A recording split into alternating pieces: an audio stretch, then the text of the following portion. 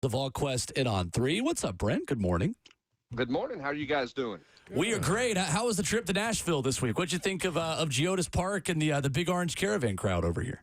It's a great facility. I'd never been there before, Yeah. but wonderful facility, great crowd. Good to see some ball fans, and always good to make a trip. Always good to stop in Gordonsville and take care of business there at the Pilot, the Dunkin' Donut on the way home, and maybe the Arby's as well. But no, it was a good, fast trip to Nashville. It was quick, but it was good. It's a great turnout for the caravan. I've never seen one individual dog out another person's hot spot for a restaurant than I have seen Mike Keefe dog out this Gordonsville stop that you have, Hubs. Okay.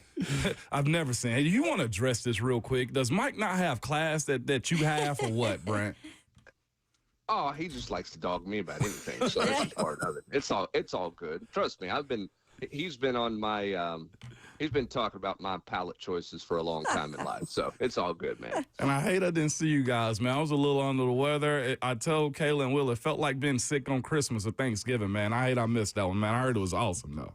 Yeah, it was a great event. It really was, and a lot of Vol fans got to spend some time, get autographs with the coaches. They had a good program, and it was at a great venue. So I would think there's a chance they're back there for that venue again, because I think it worked out very well. Nice. Love it. Brent Hubbs of VolQuest with us this morning on Ramon, Kalen, Will. So, Brent, Tennessee gets a commitment from defensive lineman Josh Shell out of the transfer portal.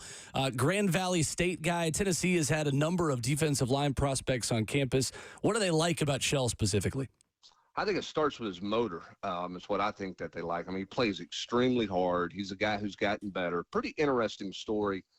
He signed with Army coming out of high school, went to West Point, and realized, I think, pretty quickly that was not the life he wanted to pursue. And so he left there and went to Grand Valley State because they were giving him the opportunity to play football and baseball.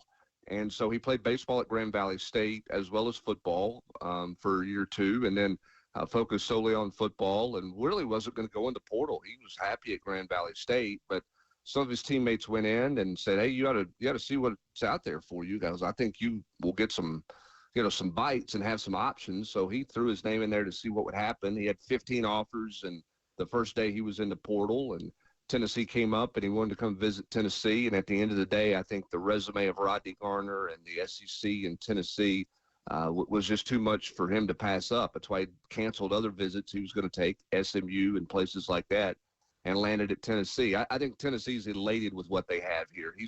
He's not a guy who's going to come in and be all conference. He comes in and he's going to be a part of the rotation, and then the following year, you think he's got a chance to be a guy who can be a starter for you, could be a leader in that room. It's a little bit like the Jackson Moy path when he came in from Stanford. He was supposed to redshirt and didn't, and now he's the leader in that room. And Shell won't redshirt, but you hope with 2 years of eligibility in his next year, he can be a leader in that room. Brent, with Cal wide receiver Jonathan Brady on campus and visiting with Tennessee, what's the latest with his recruitment, and how big of an impact could he have in this offense this season? Well, he's put up numbers when you look at where he's at. He's been productive, and so that's the intriguing thing. How big of an impact is debatable. You'll see wherever he goes how big of an impact he makes. This is a really interesting group of receivers that has come through the portal in the springtime. It's been some talent. It's been some guys who has some upside that haven't really developed or haven't hit to this point. So we'll see. I think Virginia Tech is in there pretty heavily. I think the agent with Brady is pretty heavily involved in this whole process. So it tells me that there's a real NIL factor with him, and it might be good to whoever has the most money. And what we're seeing in the spring portal is with rev share coming in July, there's a lot of new schools on the block that have money that did not have money previously or had a really small NIL budget. Say they had $3 or $4 million in their NIL budget for football. Now they're going to have 15 because of rev share. And some people are spending it now. They're going ahead and spending their 15 that will start in July, essentially. And that's why you're seeing some schools involved in the portal. You're seeing some schools get some commitments even from some high school kids, because they are swimming in different waters because they've got money that they didn't have a year ago because of the rev share model that's coming into place. Brent Hubbs of VolQuest's and On 3 joining us this morning. Hubbs, I love the the mini term time of year, man, because you get the campus to yourself and you got one class a day and you get to train. How crucial is this next month to 2 months of getting that foundation back? This is like the nuts and bolts part of the offseason, man.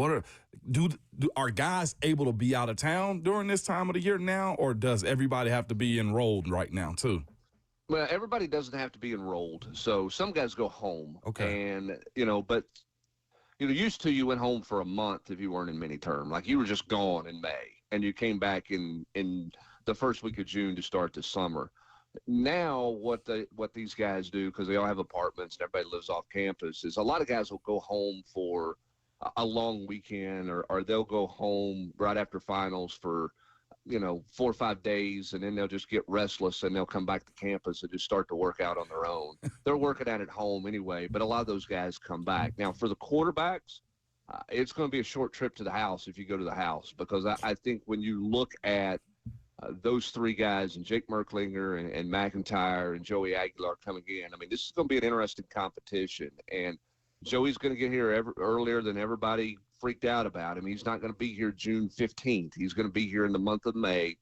And so it's game on. And I thought Josh Heupel said this at the Caravan stop in Nashville pretty bluntly and pretty clearly for Josh Heupel, that the staff has a lot of work to do this summer to get guys ready. But there are a bunch of guys on this team, young guys, who need to understand and have to understand the work they have to put in this offseason, because it was made very clear to them in post-spring exit meetings, we're counting on you. Like, you're going to play. This is not a situation where, plan on redshirting. Like, you got to be up and running in August.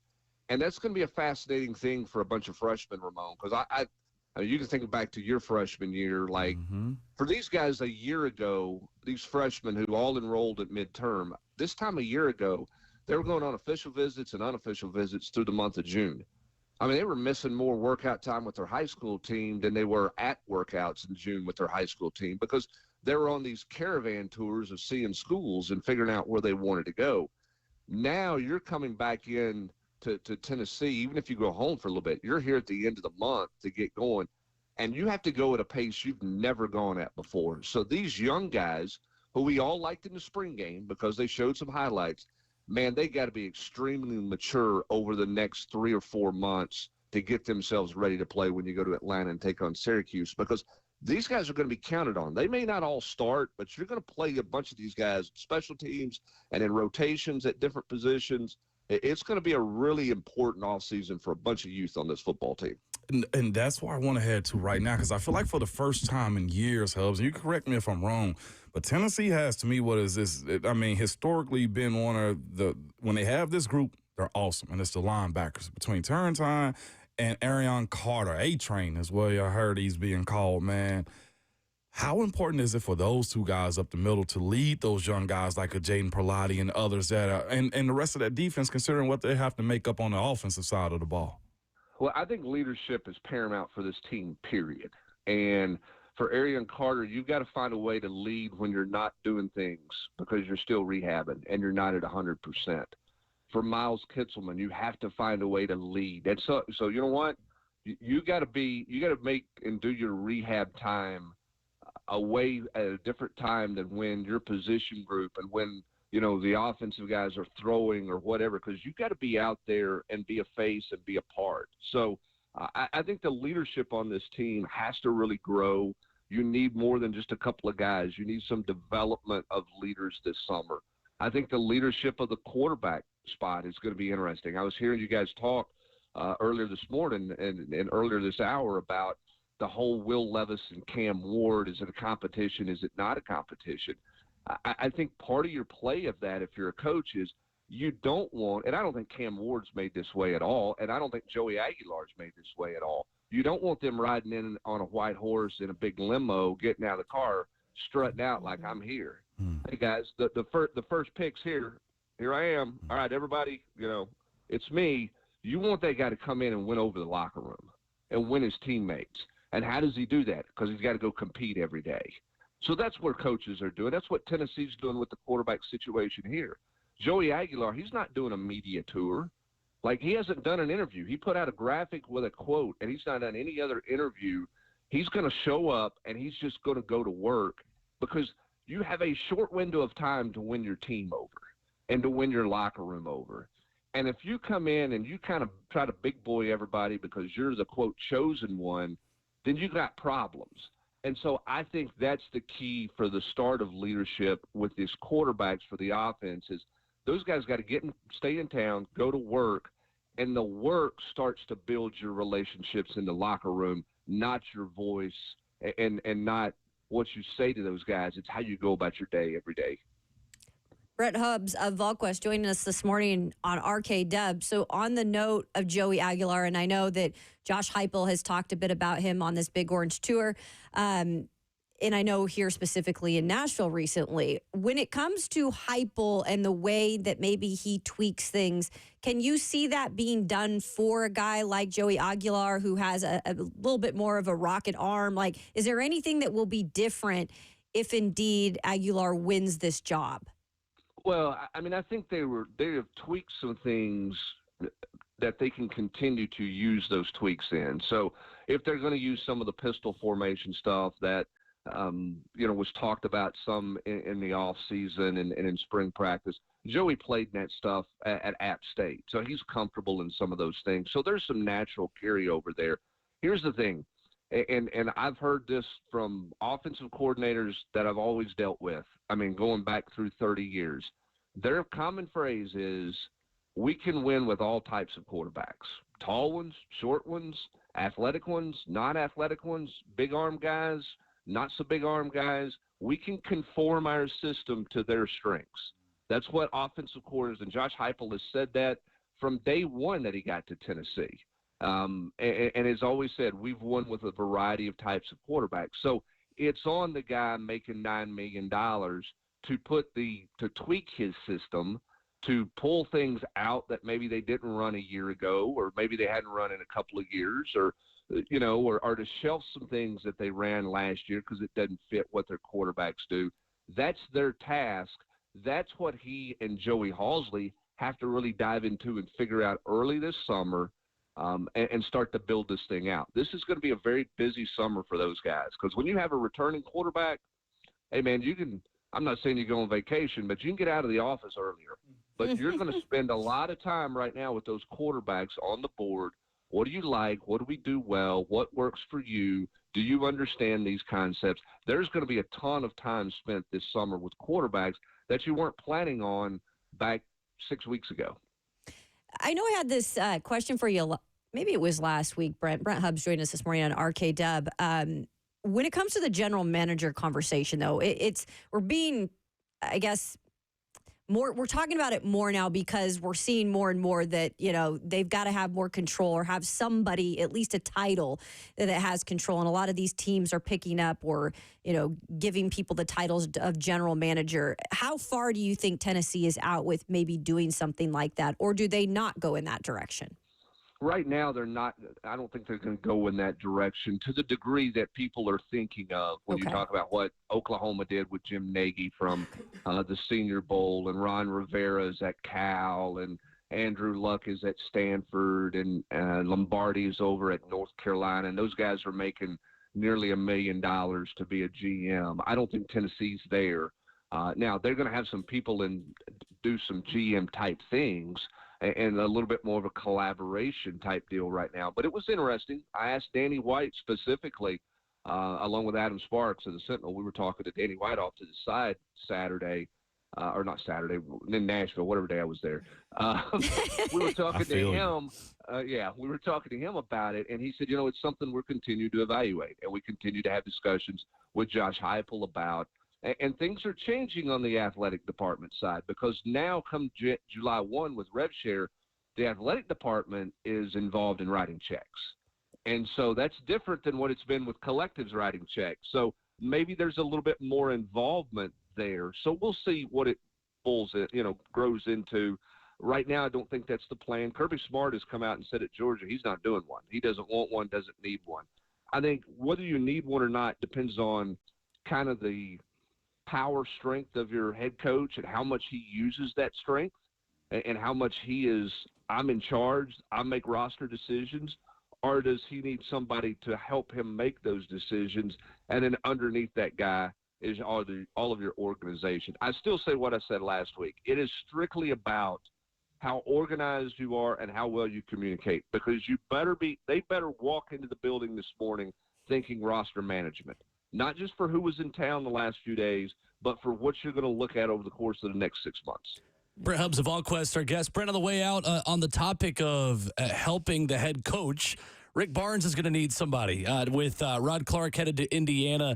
I know Rick has spoken pretty confidently about whatever is next that I guess we'll learn soon. But what do you think kind of his vision is for that job? And I know a lot of Tennessee fans maybe put out there, well, is Roddy Terry, get the band back together. Like, what kind of profile of coach do you think Brent is maybe looking for internally, or maybe an external choice there? Well, I think it's external, and I think it's done. Now, who it is, we're not sure. Okay. Here's the thing about Rick Barnes. He has a list. He always has a list. I mean, his searches are not searches. I mean, it's literally you pick up the phone and you call somebody when you have an opening and go, hey, you're at the top of the list. You want the job? And if not, then he goes to number 2. Like, he literally knows who he wants. And so it's done. It's getting finalized through HR, and we'll find out who the name is, because Rick Barnes is not interested in sharing it right now. But I think he wants a guy with some experience, but a guy who builds really good relationships, not just in recruiting, but with the current team. I think what Rod Clark did, as well as anything at Tennessee, is he had great relationships with the players on the current roster.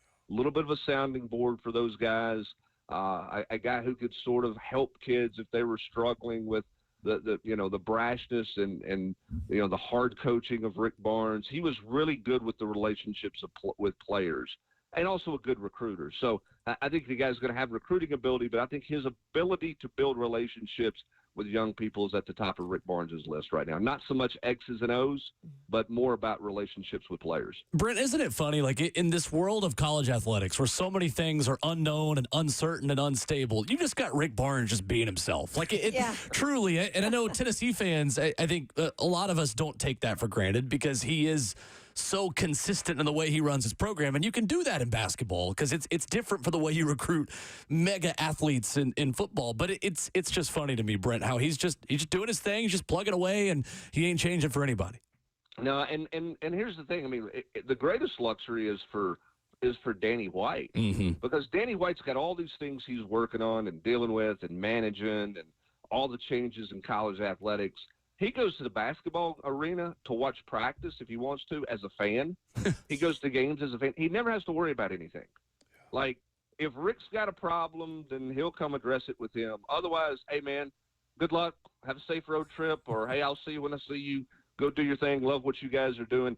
There's just no worry there, because you have a guy who has so much experience, and a guy who's willing to adapt to change. He doesn't fight change like some of the other people has, and that's why he's put a roster together that, features guys from, out of the transfer portal, the number 2 player in the country out of the high school ranks, and a guy from France that nobody had any idea who he was 10 days ago. Yeah. But they did. They've known about him for months, because they got it under control. You just kind of sit back and say, okay, this is who you want to hire? Okay, sounds good. Thanks, Coach. Appreciate it. And there's no other process, because the background checks you're not worried about and all those types of things, because Rick's got it completely under control. I love it.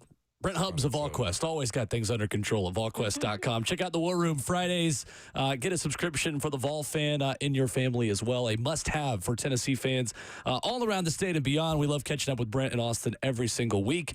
Great stuff, Brent. Thank you, sir. Appreciate you, Hubbs. I appreciate you guys. Have a great weekend. Okay? And let it be known, I'm available for one of the GM roles if somebody's ever looking. Okay, Ramon, you got too many jobs. Why do you keep wanting everybody's job? Hubbs, Do your job, Ramon.